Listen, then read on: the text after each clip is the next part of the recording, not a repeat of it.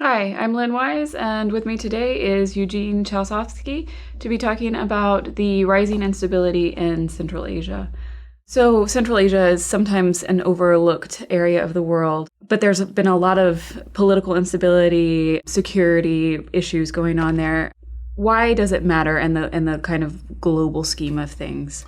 I think first and foremost, it's the location of Central Asia that makes it very important. It's kind of in this crossroads between East and West. It's in the middle of the Eurasian landmass, and so it touches upon a lot of regional and even global power. So Russia is a country that's very involved and has been in Central Asia for quite some time.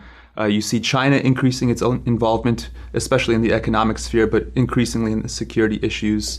The US has been a player there because of Central Asia's proximity to Afghanistan. So militancy it has been a concern for the US, and it's been quite involved in the security sphere. So you have all of these overlapping interests and all of these very important players that kind of fixate on Central Asia. And for that reason, it has its strategic importance.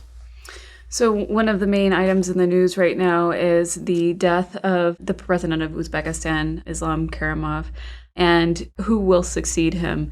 Can you give us an update on that and kind of just how the whole political dynamic will play out? Right. Well, all signs point right now to the current prime minister, Mirziyoyev, who he's been actually appointed as acting head of state of Uzbekistan. There's going to be elections held in December, and it looks likely that he's going to be the one who will kind of take the mantle from Karimov.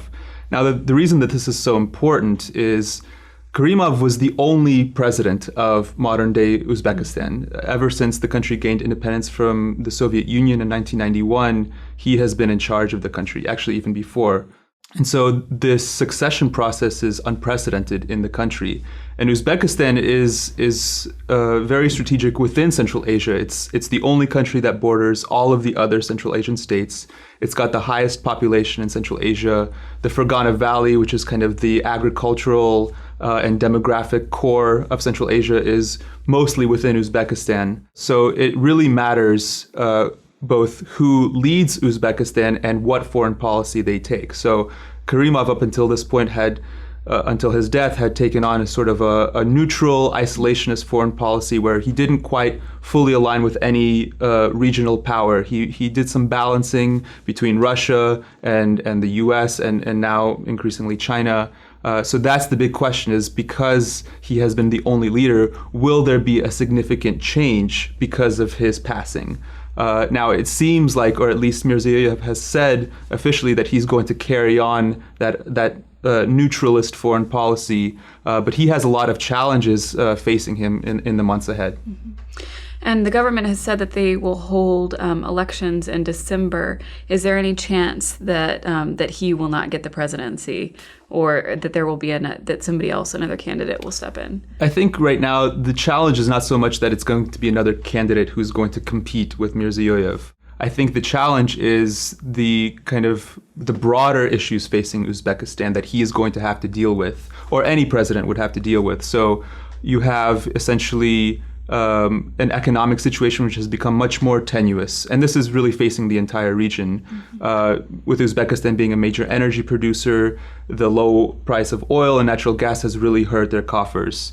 At the same time, Russia's own economic weaknesses. There's a lot of migrants from Uzbekistan and other Central Asian states that work in Russia, and with the devaluation of the ruble and with Russia's own economic problems, that's actually forced a lot of migrants to leave and come back to Central Asia, which in turn is kind of adding to the socioeconomic pressures already there. And we've seen that in the form of protests, in the form of militant attacks. That hasn't happened in Uzbekistan yet, because Uzbekistan has a very dominant and tight security apparatus that usually keeps those things in check.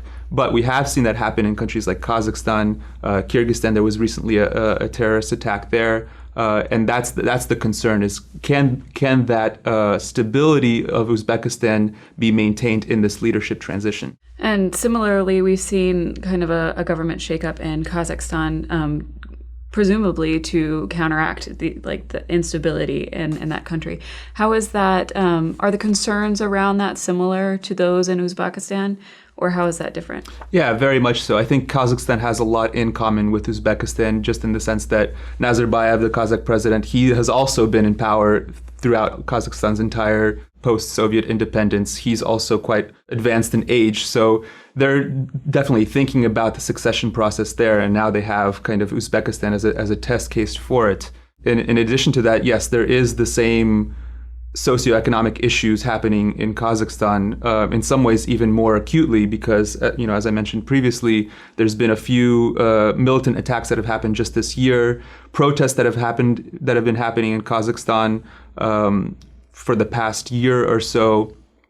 And there's a big concern there over how the government is going to manage. So if we look at the changes that have been happening in Kazakhstan, there was a big reshuffle. The prime minister was actually replaced last week, and now we're seeing a lot of cabinet level positions being replaced this week. And that's mostly in the security sphere. So we've seen the defense minister replaced, and we've seen some security council appointments there. And I think that just shows how worried the government is, and Nazarbayev has said this outright, that security right now is the main concern. So the question is, can you keep things stable, and will cracking down more actually inflame instability or resolve the situation? So far, it looks to be the former, and that's the key question moving forward.